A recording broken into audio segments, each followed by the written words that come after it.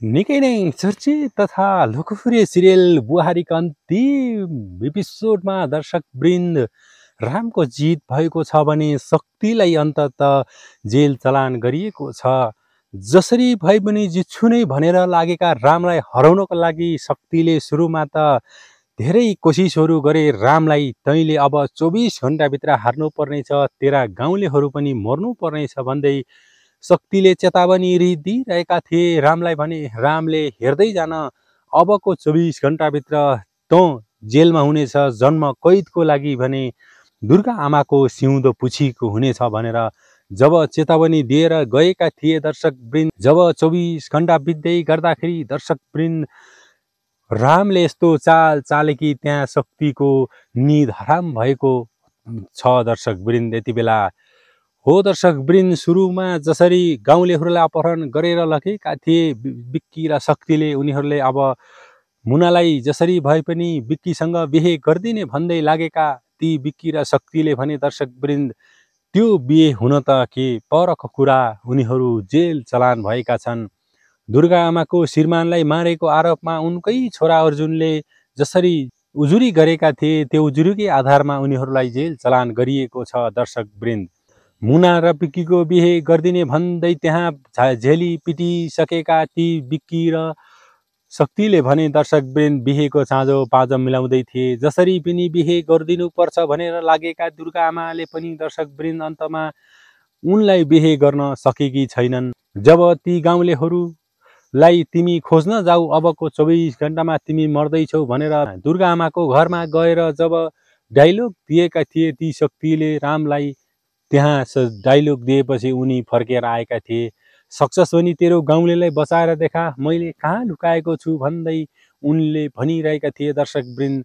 त्यतिकै क्रममा जब नबोली हिँडेका थिए र पर गएर भनेका थिए अबको 24 घण्टाभित्र तँ जेलमा जानेछस् भने दुर्गा आमाको सिउँदो र माला खसिनेछ भन्दै हिँडेका थिए दर्शकवृन्द। जब उता बिक्की र मुनाको बिहे गर्नको लागि बाजा गाजासहित त्यहाँ तयारी गर्दै थिए शक्तिले, त्यतिकै क्रममा गाउँलेहरूलाई लिएर कमला र रामको साथमा गाउँलेहरू निकै चिटिक्क सजिएर आएका थिए।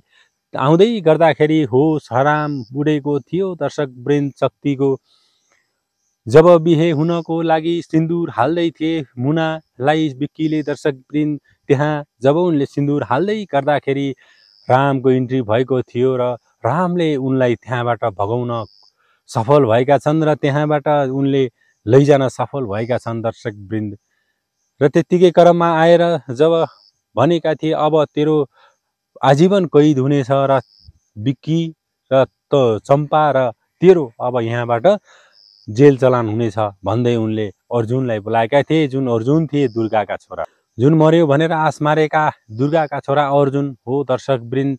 उनलाई उनको बुवालाई मारेको आरोपमा उनले उजुरी गरेका रहेछन् र त्यही आरोपमा यति बेला त्यहाँबाट शक्ति र बिक्कीको जेल चलान भएको छ भने गाउँलेहरू त्यहाँ खुसीले जस्ट मनाएका थिए भने उता ती दुर्गा आमाको भने होस उडेको छ। आफ्नै श्रीमान मार्नेलाई कसरी चाहिँ मैले साथ दिइरहेछु भनेर दुर्गा आमाले त्यहाँ सोच व्यक्त गरेका छिन् र उनी छागाबाट खसी जस्तो भएको छिन्।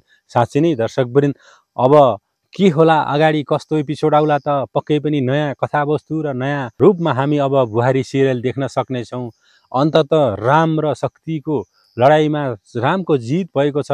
मुना कमला र राम एक भएका छन्, गाउँलेहरू पनि बाँचेका छन्। हो दर्शकवृन्द, त्यसको खुसियालीमा च्यानललाई लाइक र कमेन्ट गर्न नभुल्नुहोला पनि भनेर भन्न चाहे दर्शकवृन्द। हो दर्शकवृन्द, यति बेला जब अर्जुनलाई बोलाएका थिए उनले इन्सपेक्टरले भनेका थिए कि अर्जुनले उजुरीको आधारमा यिनी तीनजनालाई पक्राउ गर्नको लागि पर्याप्त छ, अब यहाँबाट यिनीहरूलाई लैजाउँ भन्दै उनीहरूले लगेर गएका थिए दर्शकवृन्द। हो दर्शकवृन्द, यति बेला बुहारी सिरियलको महाएपिसोड हामीले हेरिसकेका छौँ।